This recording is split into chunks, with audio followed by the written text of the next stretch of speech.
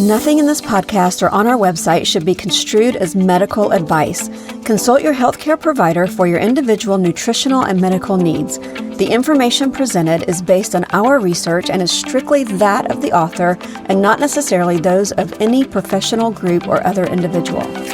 Hi, I'm Sue Becker from Bread Beckers. Welcome to Sue's Healthy Minutes. I'm so excited you've joined me today, and I hope this episode encourages you and allows you to find the answers you have been praying for the health of you and your family.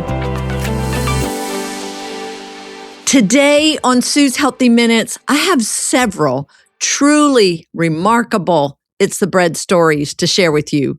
They were shared with me through an email with the subject line of Healing Bread in Minnesota.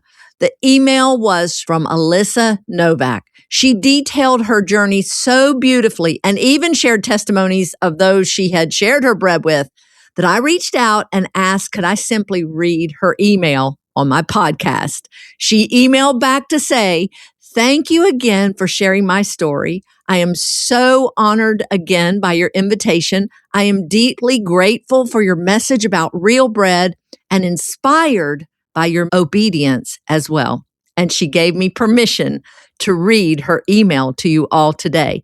So here is her story as I read this email. Hi, Miss Sue. I am so excited to share my It's the Bread story with you. Real bread has helped my endometriosis pain and so many of the ailments of my friends and family. I have spread the bread to everyone I know in Minnesota. I apologize in advance for how long this email is, as I've been collecting bread stories for a whole year now, including my own. My name is Alissa Nowack. I'm a 30-year-old woman from St. Paul, Minnesota, where I live with my husband of 2.5 years. I first heard your message about real bread in November of 2024 when you were a guest on a family planning podcast. I remember where I was standing when I first heard you talk about the history of commercialized milling. It was that mind-blowing to me. Several months passed in which we traveled to Japan, which has amazing quality of food, celebrated the holidays, and settled into our newly purchased first home. In February of 2025, I started listening to your podcast again. I could not get enough information about this bread from freshly milled flour. We didn't have a lot of money at the time as my husband left his full-time position to grow his own business. However, I was losing sleep over how excited I was. My husband finally said to me, honey, just buy the mill. Thus began my real bread making. I have always enjoyed baking as a hobby. I enjoyed watching the Great British Baking Show, and in 2020, looked up baking Jewish challah bread as a pandemic hobby and a beautiful creative outlet. I loved braiding intricate loaves and decorating them with sesame seeds or oats. Of course, I was using all-purpose flour. Not to mention baking bread from freshly milled flour is way easier than braided challah bread. When I started milling my own flour in March of 2025, there were some other separate, or so I thought, circumstances occurring as well. First, we had been trying to conceive for 4 to 5 months unsuccessfully. Second, my aunt had recently been diagnosed with endometriosis. And third, my own monthly periods were becoming more and more painful to the point of crying in the fetal position before work and not being able to sleep due to my pain. I thought to myself, this cannot be God's design for my female body. So I made a doctor's appointment at a fertility clinic near me that practices restorative reproductive medicine and uses NAPRO technology. That stands for Natural Procreative Technology. As these pieces were falling together and I was in the early stages of eating real bread and learning about its benefits, I said to my husband one day, I wonder if God has given me the solution, real bread, before I even know the problem. Turns out I was right. The doctors told me in April 2025 they were highly suspicious I had endometriosis. In November of 2025, I got diagnostic laparoscopic surgery to confirm and map out my endometriosis, and the diagnosis was confirmed. Stage 3 or 4 endometriosis, as well as 2 infections and major hormonal imbalances, which they found in my blood work.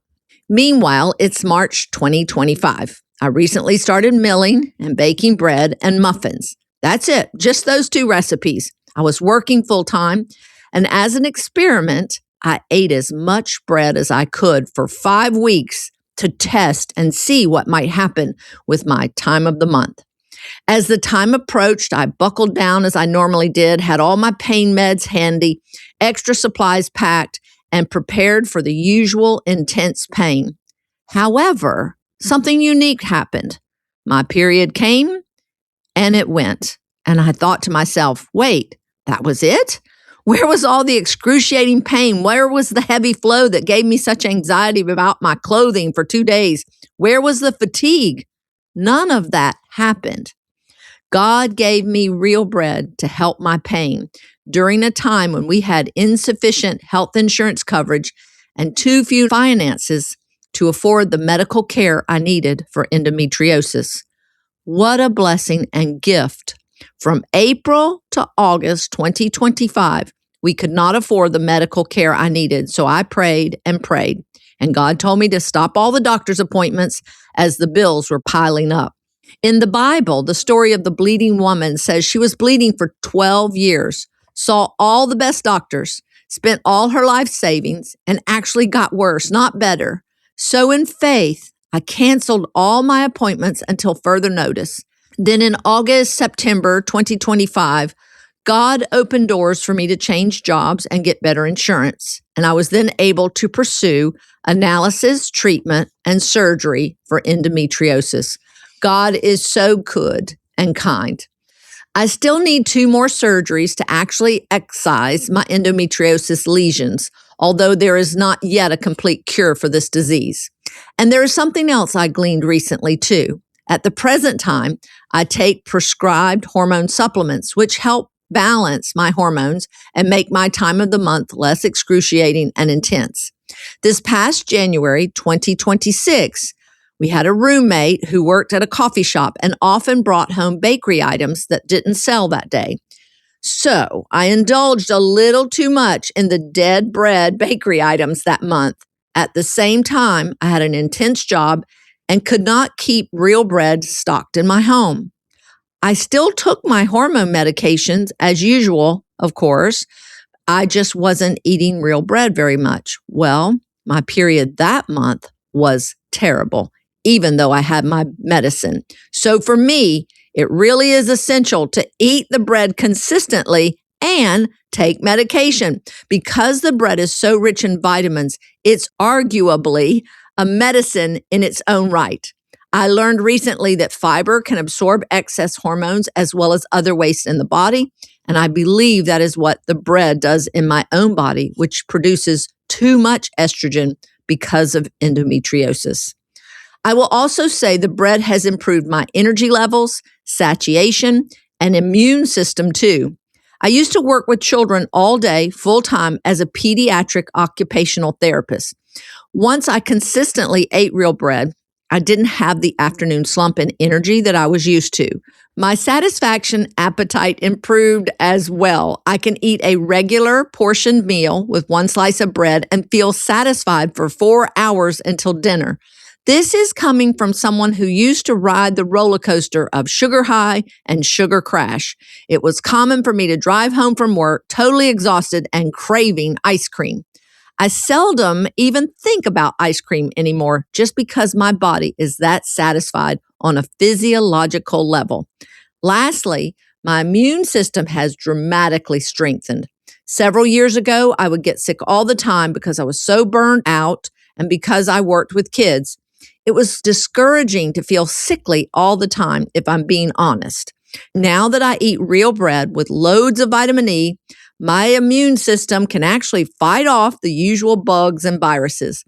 I can feel in my body when I'm starting to get sick, and I'm elated every time I realize that my body fought it. We are reverently and wonderfully made indeed. I have spread the bread to anyone and everyone who will listen. Some who have started milling flour include my mom, Michelle, Aunt Debbie, Auntie Figure Laura, our family friend Candace, my friend Matea and her fiance Bear, my friend Dayelle, who has a husband and 3 young children, and my boss, Veronica. I also have women in my Bible study group and at my church as well as other friends and family who want to see and learn more. I mill flour and bake bread. They're coming over on Monday at the time of me writing this email. Here are some bonus bread stories for you from family and friends. A woman I know who is in her 80s struggled with chronic diarrhea.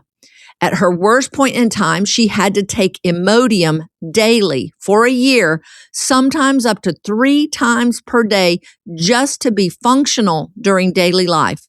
She saw improvement in her BMs after just 5 days of eating real bread.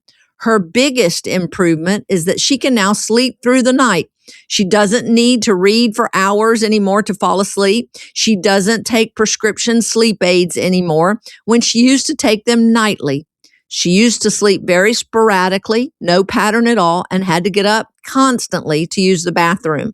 Now she can sleep for 6 hours straight consistently because the fiber from the bread is helping her. My friend Bear is gluten-free and has been since he was a teenager. When I heard your episode on gluten sensitivity versus true celiac, I went to Bear and asked him, Bear, have you always been celiac? Are you really celiac? He responded that he tested and was told he's borderline celiac and that he did eat bread as a kid. So I gave him a batch of muffins from freshly milled flour and told him he'd feel better. About a week later, his fiance, Matea, texted me, what grain do you use and where do you buy your wheat? I responded excitedly, why do you ask? And her response was such a testimony. She said, your muffins are the only thing he has been able to eat for the last 3 days without getting a stomachache. Wow. Needless to say, they are now milling their own flour. My dad, who is very physically fit and strong, has suffered from sprains, tears, aches, and pains in recent years. In particular, he tweaked his knee about 2 years ago. It has bothered him ever since, and it will flare up with activity or playing pickleball. My dad is very active, so his knee pain was pretty limiting to his enjoyment of his usual hobbies. He thought perhaps he tore his meniscus, but an MRI came back normal. After a couple of months of eating real bread, he thought to himself, wait a minute, my knee doesn't hurt. A friend of a friend, let's call her Mary, experienced significant constipation, which she took medication for.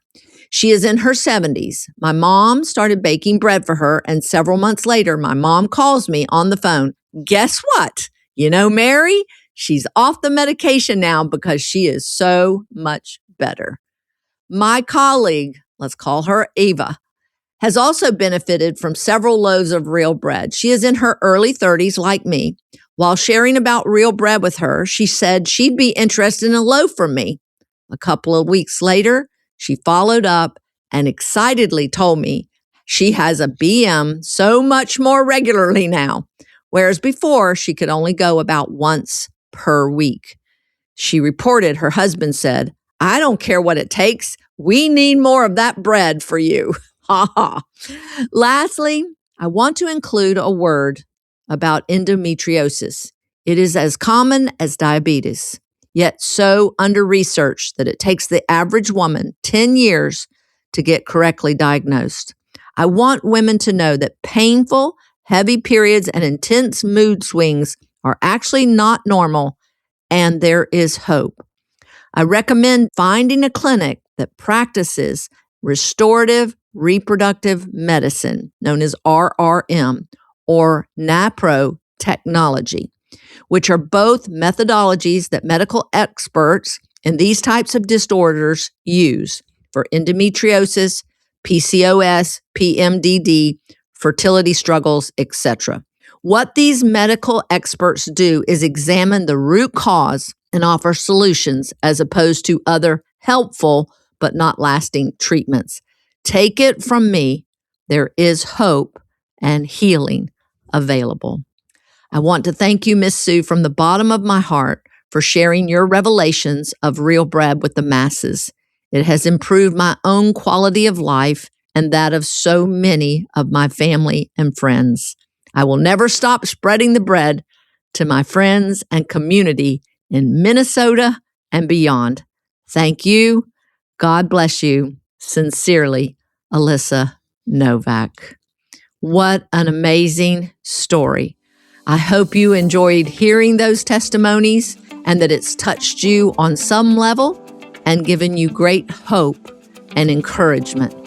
Remember, though, share your bread with others. I'm so inspired that Alissa shared her bread with those in need, and they have found hope and healing as well as her. Until next time, this is Sue Becker from Bread Beckers with Sue's Healthy Minutes. Sue's Healthy Minutes podcast has been a presentation by the Bread Beckers Incorporated located in Woodstock, Georgia. For more information, store hours, and learning opportunities, visit breadbeckers.com and follow us on Facebook and Instagram. Make sure to subscribe to this podcast and never miss an episode. Share this with 2 friends who would benefit from this information, and be sure to join us again next week for more of Sue's Healthy Minutes.